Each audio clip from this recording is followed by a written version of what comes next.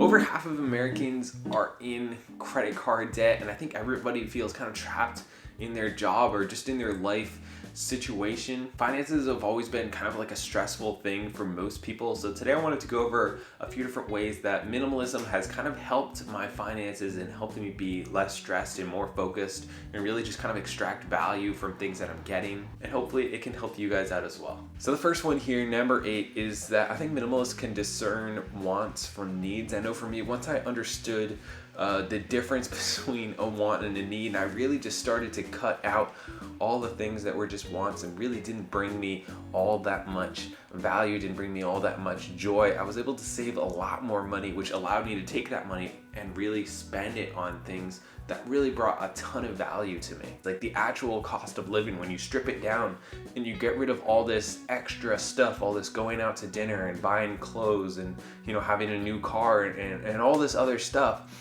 Once you strip all that down, you really don't need all that much money. And when you don't need all that much money, you have immense amount of freedom.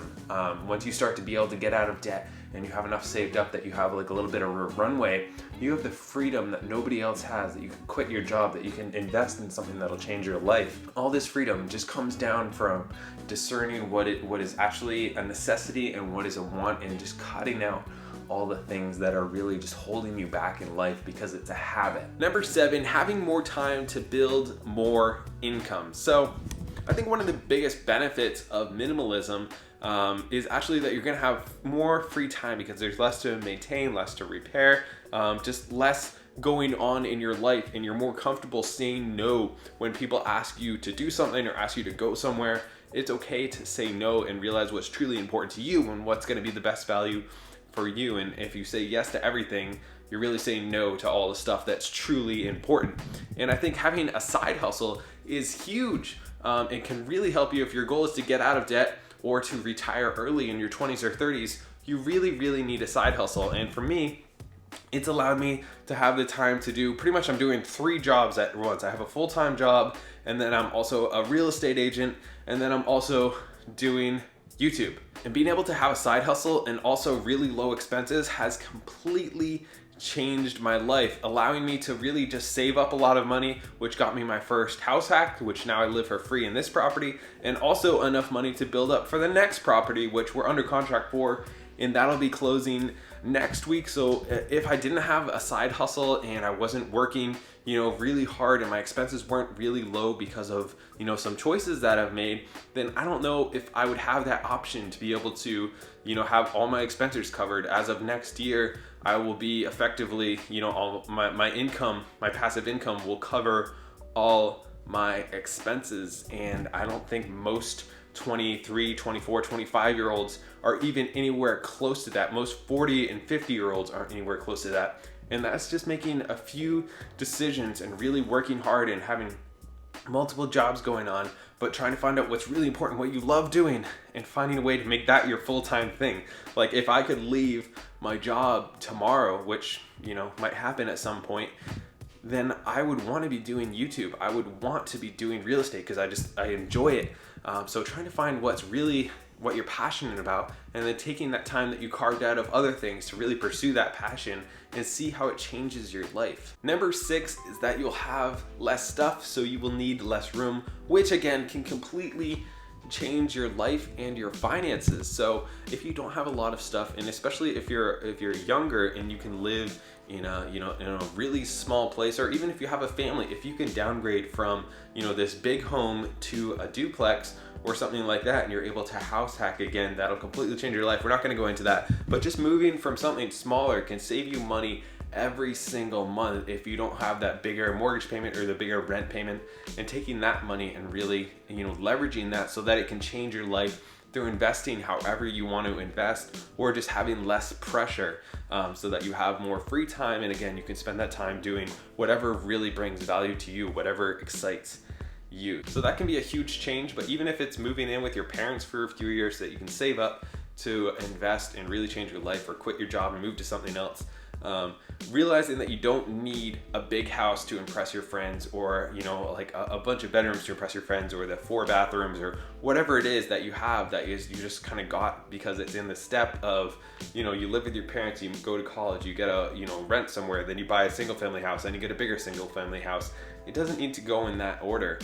It just because that's what everybody else is doing. Selling stuff around your house. Now, if you're getting started, this can be a great way to really jumpstart everything and have a big decluttering time. I did a video about this, and I go through every few months, and I'll declutter again, and I'll sell some more stuff off. And I made over $500 just selling off stuff that was around my house, like just random stuff that you can think that you're going to use for some time and then you never end up using it, whether that's a coffee maker, or I had some dumbbells and stuff like that, or it couldn't even be clothes that you can either donate to people who will need them, or there's places you can sell them, to old phones that just sit around after you upgrade to a new phone and you have that old phone, you put it somewhere and it just sits there for years. You can get money for things like that, and that can really help jumpstart getting you out of debt, or saving up for something, or saving up for an emergency fund.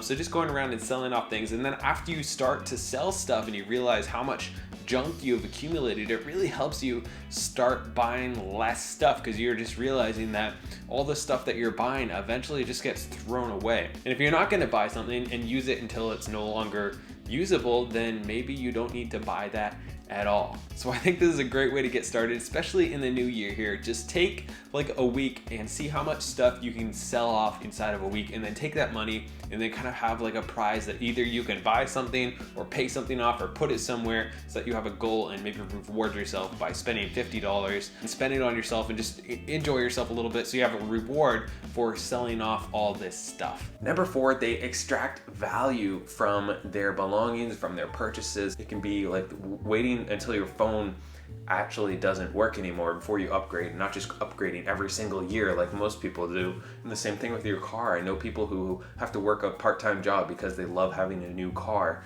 and they just upgrade it every 2 years. They get the newest model of X, whatever it is, and now they have to work extra for that car payment, and that's really just holding them back in their life, because they're not going to have free time with their family or to build a business or whatever, because it's just going to this expense. So finding a way to extract the most amount of value you possibly can out of things before you buy them again, and really just consuming as little as possible. Number 3, storing fewer possessions. So if you have a lot of stuff, usually like when you get a house, your stuff tends to fit the house. If you have a 1-bedroom, you'll have enough stuff for a 1-bedroom and probably a little bit more. And then if you have a 4-bedroom, you're gonna have enough stuff for a 4-bedroom and probably a little bit more. It's just whatever you have, whatever room you have, we just tend to fill with stuff.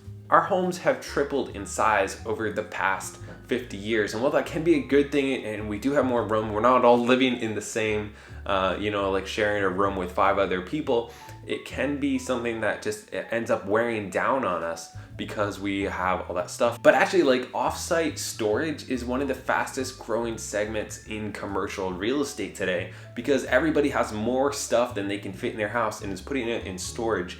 And that can really, really get expensive. Minimalism has also given me focus when it comes to my financial goals, because when you're able to take a step back and kind of clear out some of the clutter that is along the way, and say no to certain opportunities, clear up some of your time, and really just take a step back and look at what's really important. What goals do you really want to get to?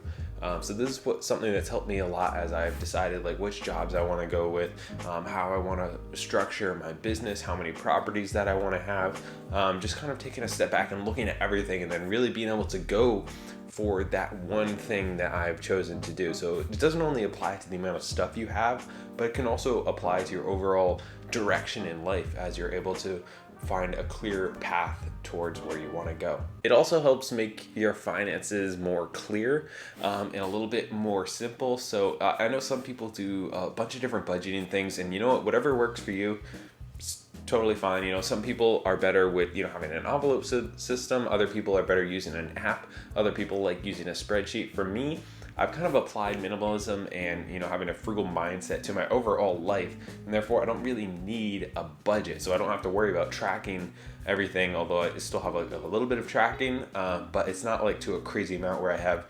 $306 to spend on food It's more, I make that conscious decision every time I go to the store. You know, I'm gonna get exactly what I need for this week. I'm gonna stick to my plan. You know, I'm gonna have my meal plan so I'm not overbuying, and then it just kind of naturally works itself out. And you know, you don't put yourself in the situation to be in the store and to binge shop and you know, all this other stuff because you don't want to get any more stuff. It kind of makes everything a little bit more simple. That's what I got. If you guys enjoyed this video,